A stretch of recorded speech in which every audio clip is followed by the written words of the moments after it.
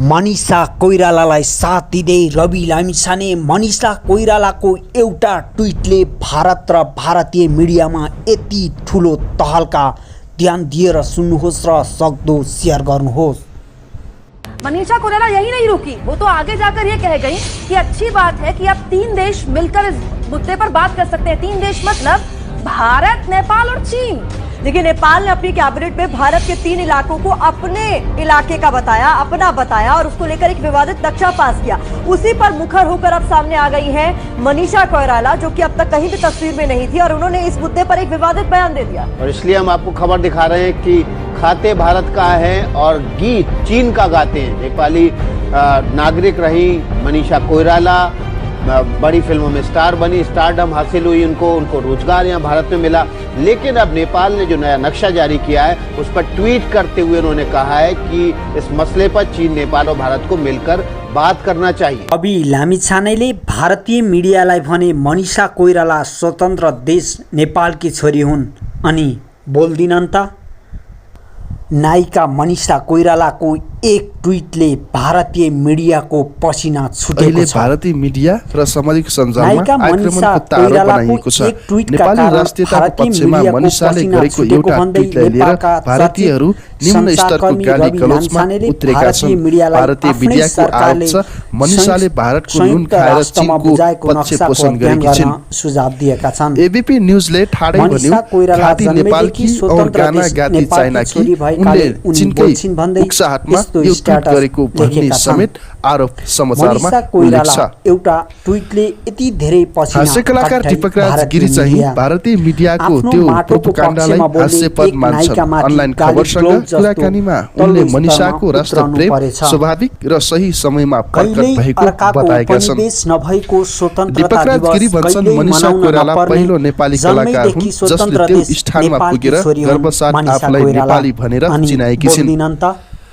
उनकै हाराहारीमा चर्चा पाएका केही कलाकार आफूलाई नेपाली भन्न समेत रुचाउँदैनन्, तर मनिषालाई भारतमा पनि नेपाली सुन्दरी भन्ने गरिन्थ्यो। उनी नेपालकी छोरी भएकोले नेपालको पक्षमा बोल्नु कुनै पनि अनौठो कुरा होइन। मनिषाले गरेको ट्विटलाई भारतीय मिडियाले ट्विस्ट गाली ग्लोज जस्तो तल्लो स्तरमा उत्रनु परेछ। कहिल्यै अर्काको उपनिवेश नभएको स्वतन्त्रता दिवस कहिल्यै मनाउन नपर्ने। जन्मैदेखि स्वतन्त्र देश नेपालकी छोरी हुन् मनिषा कोइराला अनि बोल्दिनन् त। And I strongly suggest all Indian medias to study your own map that was submitted to the United Nations by your own government. Please take a look at our political map issued officially today. अभिनेत्री मनिषा कोइरालालाई अहिले भारतीय media र सामाजिक सञ्जालमा आक्रमणको तारो बनाइएको छ। नेपाली राष्ट्रियताको पक्षमा मनिषाले गरेको एउटा ट्विटलाई लिएर भारतीय निम्न स्तरको गाली ग्लोजमा उत्रिएका छन्।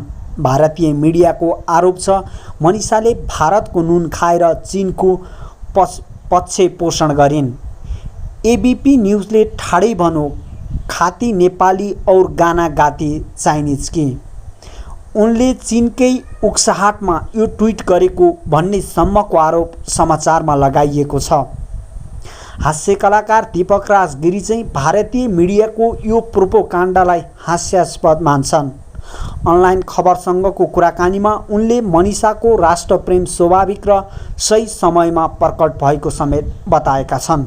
दीपक राज गिरी भन्छन् मनिषा कोइराला पहिलो नेपाली कलाकार हुन् जसले त्यो स्थानमा पुगेर गर्वसाथ आफूलाई नेपाली भनेर चिनाइन्।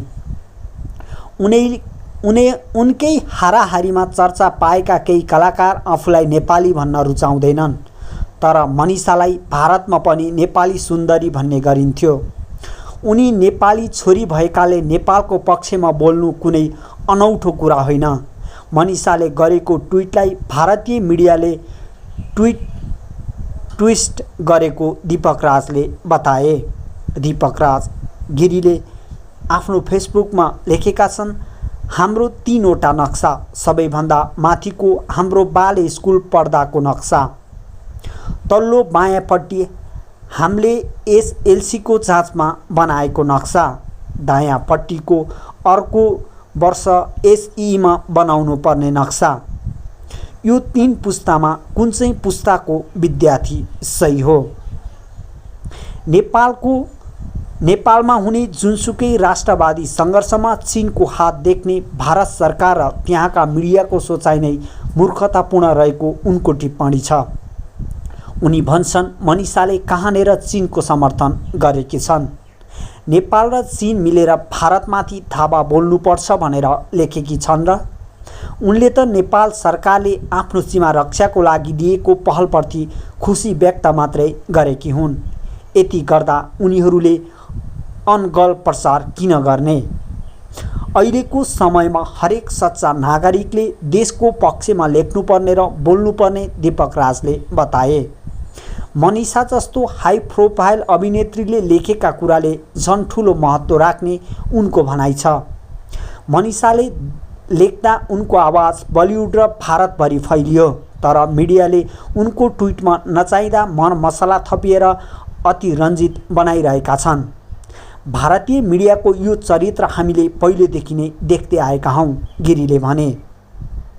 एउटा देशको नागरिकले अर्को देशमा काम गर्नु र करियर बनाउनु अनौठो कुरा नभएको उनी बताउँछन्, तर अर्को देशमा काम गर्दैमा राष्ट्रभक्ति कम नहुने उनको भनाइ छ।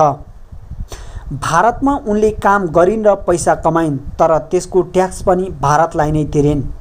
जति भारतमा कमाएकी छन् त्यस बापतको ट्याक्स पनि नेपाललाई नभएर भारतलाई नै तिरेकी छन्, दीपक राजले भने। उनी थप्छन्, भारतको नुन खाइन् भन्नु नै आपत्तिजनक कुरा हो। उनलाई यत्तिकै माया लागेर भारतले त्यो स्थानमा पुर्याएका होइनन्, आफ्नो अभिनय र प्रतिभाको बलमा पुगेकी हुन्। यसले पनि भारतीय चलचित्र उद्योगलाई योगदान दिएकी छन्। काम गरेपछि पारिश्रमिक कसले पाउँदैन र? स्रोत अनलाइन खबर।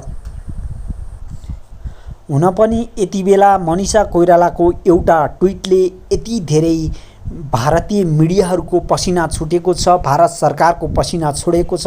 यो निकै नै एकदमै राम्रो कुरा पनि हो र मनिषा कोइरालाको एउटा ट्विटले यति धेरै पसिना कट्टाई भारतीय आफ्नो माटोको पक्षमा बोल्ने एक नायिकामाथि गाली ग्लोज जस्तो तल्लो स्तरमा उत्रनु परेछ। कहिले अर्काको उपनिवेश नभएको स्वतन्त्रता दिवस कहिले मनाउन नपर्ने जन्मैदेखि स्वतन्त्र देश नेपालकी छोरी हुन् मनिषा कोइराला। अनि बोल्दिनन् त, I strongly suggest all Indian medias to study your own map that was the submit to the United Nations by your own government. Please take a look at our political map issued officially today भनेर रवि लामिछानेले पनि आफ्नो status लेखेका छन्। दीपक राज गिरीले भन्नुभएका केही कुराहरूलाई म अझै पनि थप्न चाहन्छु। नेपालमा हुने जुनसुकै राष्ट्रवादी सङ्घर्षमा चीनको हात देख्ने भारत सरकार र त्यहाँका मिडियाको सोचाइ नै मूर्खतापूर्ण रहेको उनको टिप्पणी छ। उनी भन्छन्, मनिषाले कहाँनेर चीनको समर्थन गरेकी छन्। नेपाल र चीन मिलेर भारतमाथि धावा बोल्नुपर्छ भनेर लेखेकी छन् र उनले त नेपालको सरकारले आफ्नो सीमा रक्षाका लागि लिएको पहलप्रति खुसी व्यक्त मात्र गरेकी हुन्। यति गर्दा उनीहरूले अनगल प्रचार किन गर्ने? अहिलेको समयमा हरेक सच्चा नागरिकले देशको पक्षमा लेख्नु र बोल्नुपर्ने दीपक राजले बताएका छन्। मनिषा जस्तो हाई प्रोफाइल भएकी अभिनेत्रीले लेखेका कुराले झन् ठुलो महत्त्व राख्ने उनको भनाइ छ। मनिषाले लेख्दा उनको आवाज बलिउड र भारतभरि फैलियो, तर मिडियाले उनको ट्विटमा नचाहिँदा मरमसला थपिएर अतिरञ्जित बनाइरहेका छन्। भारतीय मिडियाको यो चरित्र हामीले पहिलेदेखि नै देख्दै आएका हौँ, गिरीले भने। एउटा देशको नागरिकले अर्को देशमा काम गर्नु र करियर बनाउनु अनौठो कुरा नभएको पनि उनले बताएका छन्, तर अर्को देशमा काम गर्दैमा राष्ट्रभक्त कम नहुने पनि उनको भनाइ रहेको छ। भारतमा उनले काम गरिन् र पैसा कमाइन्, तर त्यसको ट्याक्स पनि भारतलाई नै तिरिन्। जति भारतमा कमाएकी छिन् त्यस बापतको ट्याक्स पनि नेपाललाई नभएर भारतलाई नै तिरेकी छन्। दीपक राजले भने। उनी थप्छन्, भारतको नुन खाइन् भन्नु नै आपत्तिजनक हो। उनलाई यत्तिकै माया लागेर भारतीयहरूले त्यो स्थानमा पुर्याएका भने होइनन्। आफ्नो अभिनय र प्रतिभाको बलमा पुगेकी हुन्। उनले पनि भारतीय चलचित्र उद्योगलाई योगदान दिएकी छन्। काम गरेपछि पारिश्रमिक कसले पाउँदैन र? मनिषाको साथ दिँदै रवि लामिछानेको भारतीय मिडियालाई कडा जवाफ। यस विषयमा तपाईहरूलाई के कस्तो लाग्छ? आफ्नो प्रतिक्रिया निर्धक्क निर्वाध रूपमा राखिदिनुहोला र आफ्नो सीमा रक्षाको लागि हर ठाउँबाट, हर गाउँ, हर बस्तीबाट आवाज उठाउनुहोला। तपाईहरूको एक आवाजहरूले गर्दा नै भारतीय विस्तारवादको अन्त्य हुनेछ र हामीले भारतले हडप्न लागेको भूमि हामीले फिर्ता पाउनेछौँ भन्दै खबर बुलेटिन टिभीलाई सब्स्क्राइब गरी साथमा रहेको बेल आइकनलाई पनि थिचिदिनुहोस्। यहाँको पल शुभ बितोस्, शुभ पल शुभ समय। जय नेपाल।